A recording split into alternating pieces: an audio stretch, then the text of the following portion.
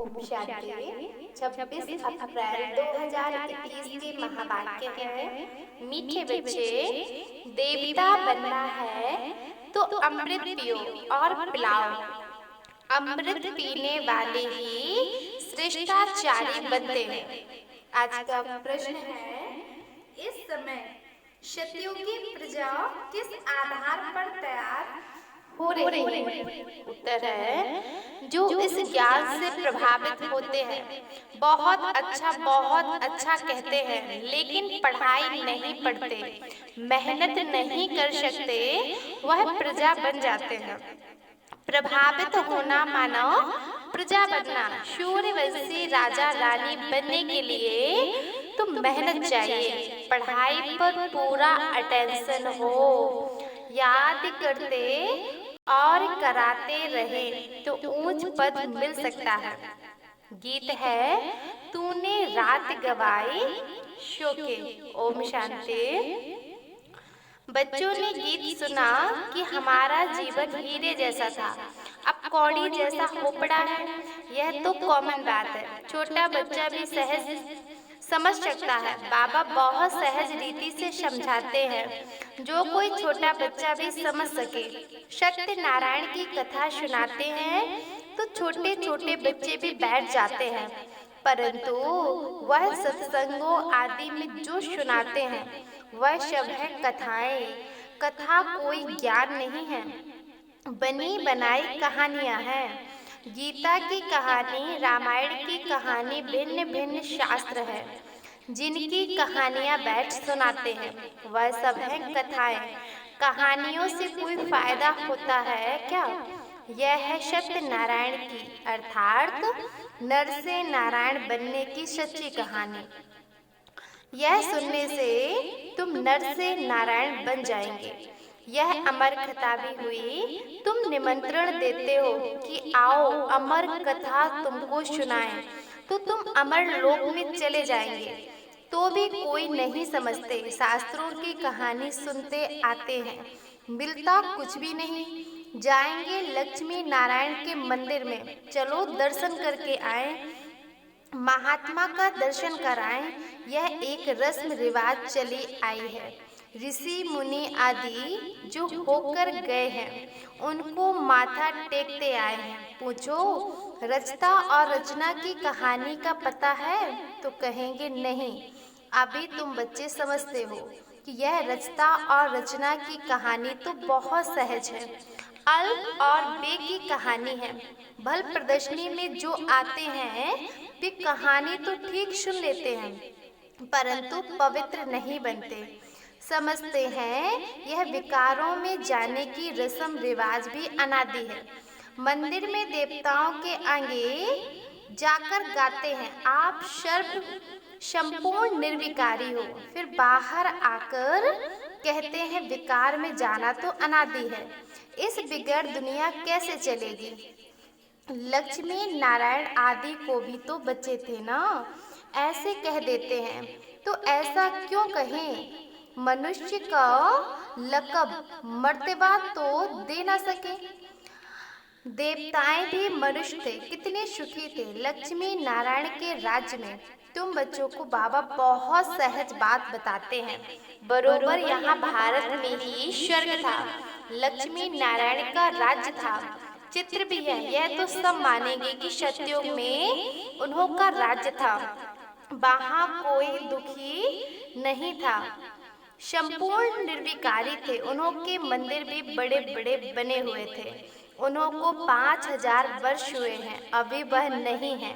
अभी तो कलयुग का अंत है, मनुष्य आपस में लड़ते झगड़ते रहते हैं। भगवान तो ऊपर ही रहते हैं निर्माण धाम में, असल में हम आत्माएं भी वहाँ रहती हैं, यहाँ पाठ बजाने आती हैं। पहले हम लक्ष्मी नारायण के राज्य में थे, वहाँ बहुत सुख आनंद था, फिर हमको 84 जन्म लेने पड़े। गाया भी जाता है 84 का चक्र। हमने सूर्यवंशी में 1250 वर्ष राज्य किया, वहाँ अथाह सुख था, संपूर्ण निर्विकारी थे, हीरे जवाहरात के महल थे। हमने राज्य किया, फिर 84 जन्मों में आना पड़ा। पॉलिटी, हिस्ट्री, ज्योग्राफी का चक्र फिरता रहता है। आधा कल्प शुग था, राम राज्य में थे, फिर 84, फिर मनुष्यों की वृद्धि होती गई। सतयुग में 9 लाख थे, सतयुग अंत में वृद्धि होकर 9 लाख से 2 करोड़ हो गए। फिर 12 जन्म त्रेता में बहुत शुभ चैन में थे, एक ही धर्म था। फिर क्या हुआ? फिर रावण राज्य शुरू हुआ। राम राज्य और रावण राज्य देखो बहुत सहज रीति से समझाता हूँ, छोटे छोटे बच्चों को भी ऐसे बताना चाहिए। और क्या हुआ? बड़े बड़े सोने हीरे जवाहरातों के महल अर्धयुग में अंदर चले गए। भारतवासियों के विकारी बनने से ही अर्धयुग हुई। फिर रावण राज्य शुरू हुआ, पवित्र से अपवित्र हो गए।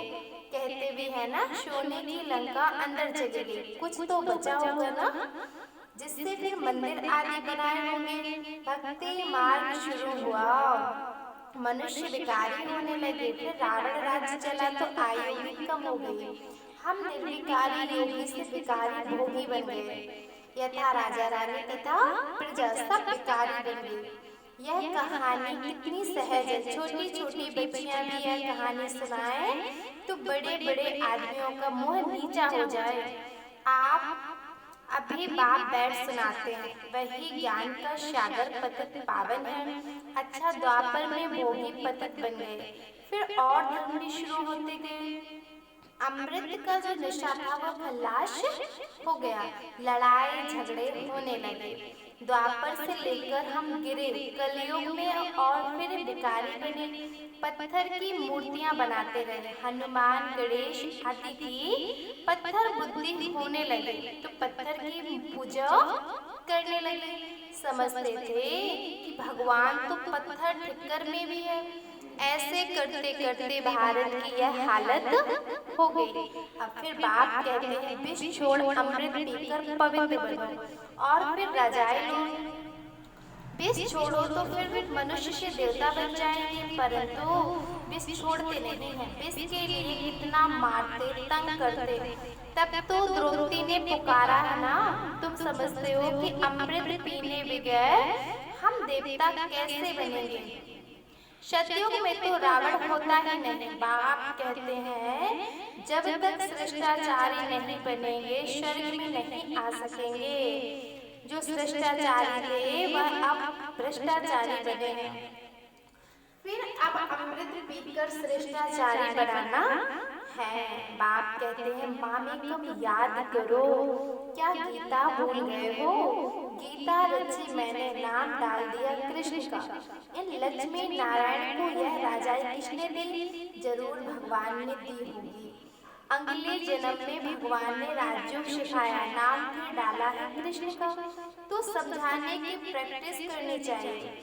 बहुत सहज कहानी है, बाबा को कितना समय लगा। आधा घंटे में इतनी सहज बात भी समझ नहीं सकते, इसलिए बाप कहते हैं सिर्फ एक छोटी कहानी बैठ किसको समझाओ। हाथ में चित्र लो। सतयुग में लक्ष्मी नारायण का राज्य था, फिर त्रेता में राम सीता का, फिर द्वापर में रावण का। कितनी सहज कहानी है, बरोबर हम देवता थे, फिर क्षत्रिय वैश्य शूद्र बने। अब वे अपने को देवता ना समझने कारण हिंदू कह देते हैं।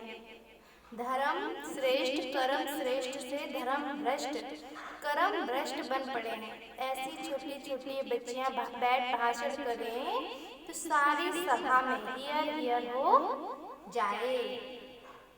बाबा सभी सेंटर्स वालों को सुना रहे हैं। अब यह बड़े बड़े नहीं सीखते हैं, छोटी छोटी कुमारियों को सिखाओ। कुमारियों का भी नाम है ना, दिल्ली बॉम्बे में बहुत अच्छी अच्छी कुमारियां हैं, पढ़ी लिखी कुमारियां हैं। उनको तो खड़ा हो जाना चाहिए, कितना काम कर सकती हो। अगर कुमारियां खड़ी हो जाएं तो नाम बाला हो जाए। शाहूकार घर की जो है वह मुश्किल हिम्मत रखती हैं। शाहूकारी का नशा रहता है, दहेज आदि मिलता है तो बस कुमारियां शादी कर काला मुंह कर लेती हैं। सबके आगे झुकना पड़ता है।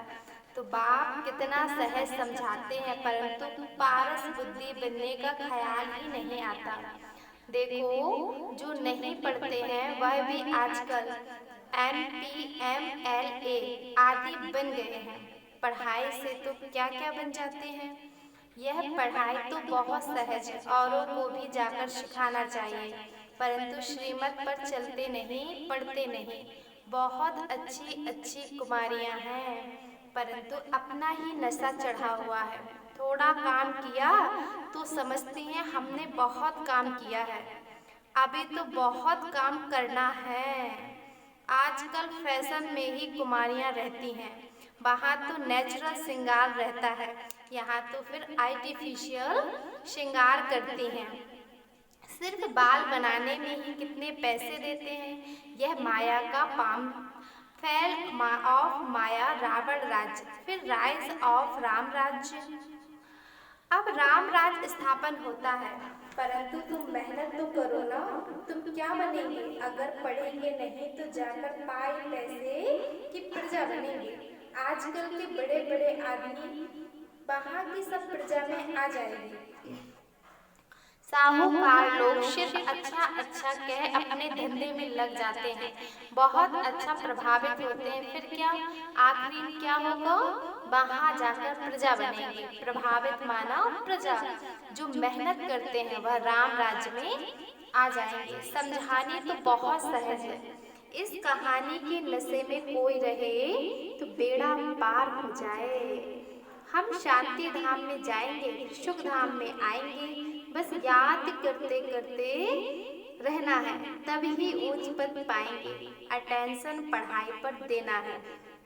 चित्र हाथ में हो, जैसे बाबा जब लक्ष्मी नारायण की पूजा करते थे तो चित्र जेब में पड़ा रहता था।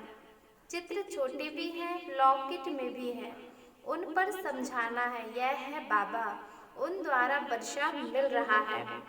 अब पवित्र बनो, बाप को याद करो, कितनी नॉलेज है इन मेडल्स बैच में, इनसे सारा ज्ञान है, इन पर समझाना बहुत सहज है। सेकंड में बाप से स्वर्ग के जीवन मुक्ति का वर्षा कोई भी समझाए तो जीवन मुक्ति पद का अधिकारी बन जाए।